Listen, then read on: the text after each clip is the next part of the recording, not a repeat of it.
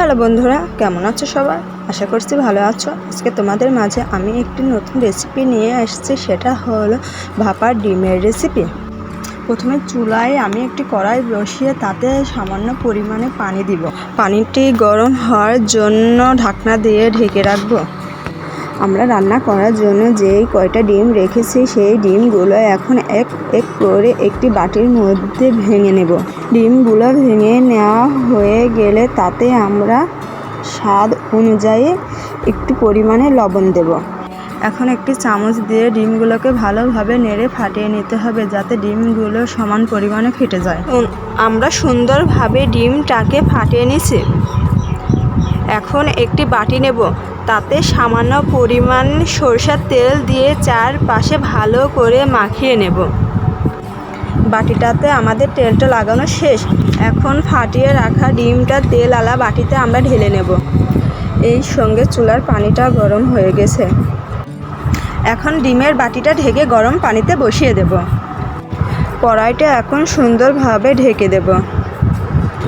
ঢেকে দেওয়ার পর আমরা 10 মিনিট অপেক্ষা করব। ঠিক 10 মিনিট পর আমরা ঢাকনাটাকে তুলে নিলাম। দেখতে পাচ্ছেন পুরোপুরিভাবে ডিমটা সিদ্ধ হয়ে গেছে। এখন গরম পানি থেকে ডিমের বাটিটা উঠায়ে নেব। এখন একটি চামচ দিয়ে ডিমটাকে চারপাশের থেকে ভালোভাবে ছাড়িয়ে নেব। ছাড়ানো হয়ে গেলে একটি প্লেটে ডিমটাকে তুলে নেব। ডিমটাকে প্লেটে তুলে নেওয়ার পর এখন একটি চাকু দিয়ে ডিমটাকে ছোট ছোট পিস করে কাটতে হবে। এভাবে ডিমটাকে সুন্দর করে কেটে নেবেন।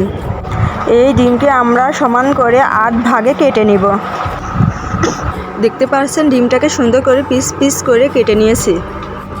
দেখতে পাচ্ছেন ডিমটা সুন্দরভাবে সেদ্ধ হয়ে গেছে। আপনারাও এইভাবে সেদ্ধ করে নেবেন। কোনো ধরনের কাঁচা অংশ নেই ডিমের।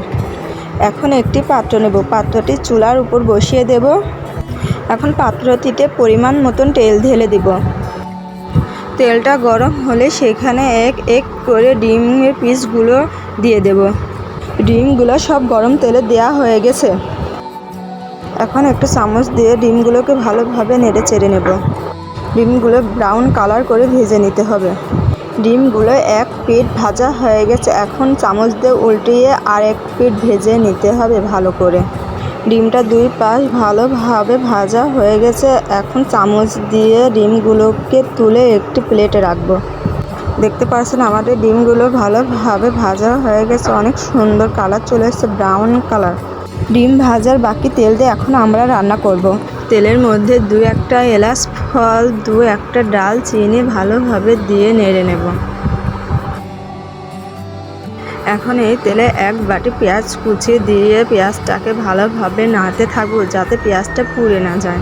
ব্রাউন কালার আসা অবধি পেঁয়াজটাকে আমাদের নাড়তে হবে। রান্নায় সুন্দর ফ্লেভার আসার জন্য 2 থেকে 3টা লাল কাঁচামরিচ দিয়ে দেব। আমাদের পেঁয়াজটা ব্রাউন কালার চলে আসছে।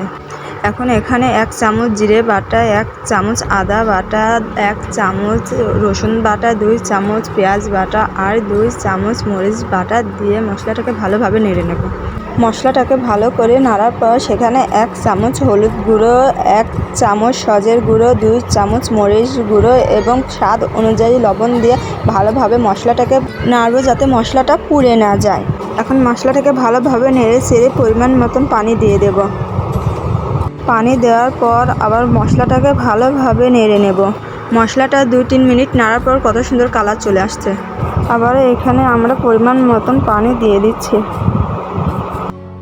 পানি দেওয়া হয়ে গেলে মশলাটাকে ভালোভাবে ফুটিয়ে নিতে হবে।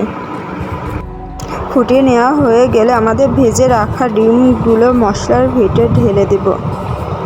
ঢেলে দেওয়া হয়ে গেলে খুন্তি দিয়ে ডিমগুলোকে ভালোভাবে মশলার ভিতর নেড়ে নেব। ডিমগুলোকে কিছুক্ষণ চুলার উপর রাখার পর অনেক সুন্দর একটি কালার চলে আসছে। ডিমটা স্বাদ বাড়ানোর জন্য এখন এখানে একটু জিরে ভাজা আমরা ডিমের উপর ছিটিয়ে দিচ্ছি। জিরে ভাজা দেওয়া হয়ে গেলে খুন্তি দিয়ে ডিমটাকে একটু ভালোভাবে নেড়ে নেব। ডিমটা এখন রান্না হয়ে গেছে। দেখতে পাচ্ছেন অনেক সুন্দর একটি কালার চলে আসছে ডিম রান্না।